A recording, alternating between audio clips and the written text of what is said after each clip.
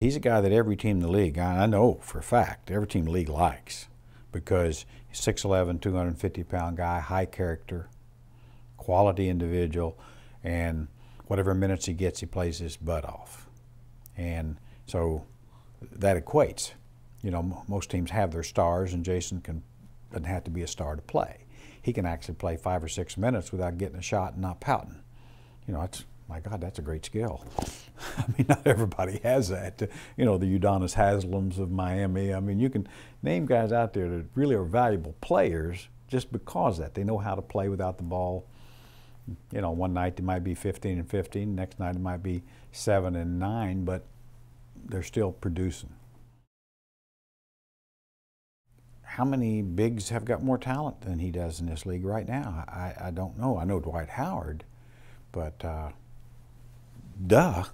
I mean, I don't know where to go from there. I mean, Bynum's better in the low post, for sure.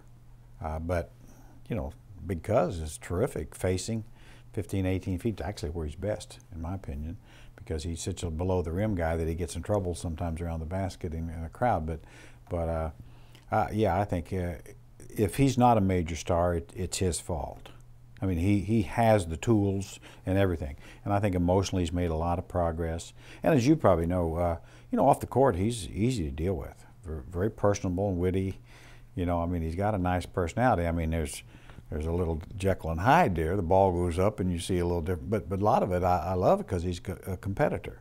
Now it's misdirected sometime, and I think the thing that frustrates me, and people probably notice on the broadcast, he spends way too much time, I call it, with the fake steals in the backcourt trying to get the ball. I mean, he'll get one now and then, but that's poor basketball. He's got to quit that.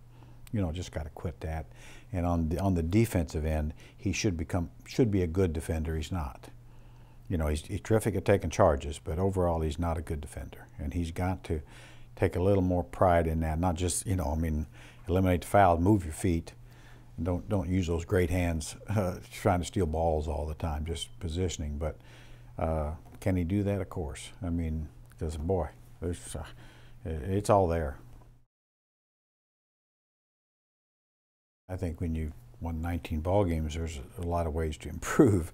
And I mean, I think we've got some nice pieces. I really do. And I think that there's some guys that we've got right now that can play on a playoff team for a lot of years, given some normal improvements.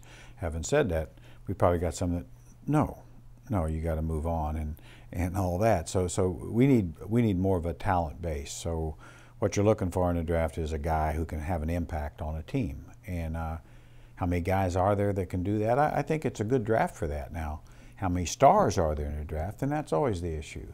I know one, I think, is, but you know, you don't know who for sure is even coming out in the draft yet. But I think it'll go pretty deep, and the Kings can use help up front. You know, certainly can use another big player that could certainly protect the basket and do that. I mean, you can always use another multiple position guy. You know, you can't have too many of those, you know, to bring along or to fit in or beat somebody out. You know, I think that's probably where I look at it different than a lot of the fans is you know, it's like they just assume that these guys are automatically going to get better and better and better. Well, some don't. And you got to be prepared for that. You know, this, like I said, this ain't Little League. Everybody don't get to play forever. You know, you got to start, you know, changing things and putting some more, and guys need pressure put on them. You know, if you want to be a 30-minute guy, you better be able to perform and produce for 30. If you want to, you know, have a big winner. And that's what I want to see.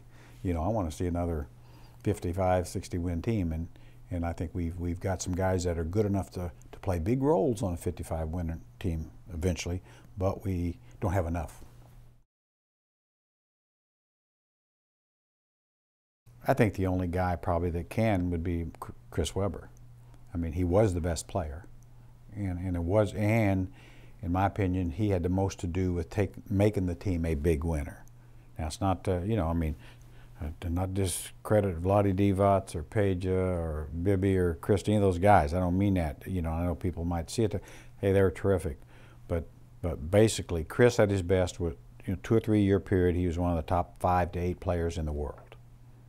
And in my opinion, you don't win big without one of those kind of guys. And that's why we're talking about Cuz. I think, you know, he could be one of those guys. And if, you know, next time you see a team win a championship, just explain to me, you know, how they won it without one of those guys, because it doesn't happen. Hi, this is Jerry Reynolds, and you're watching Cowbell Kingdom TV.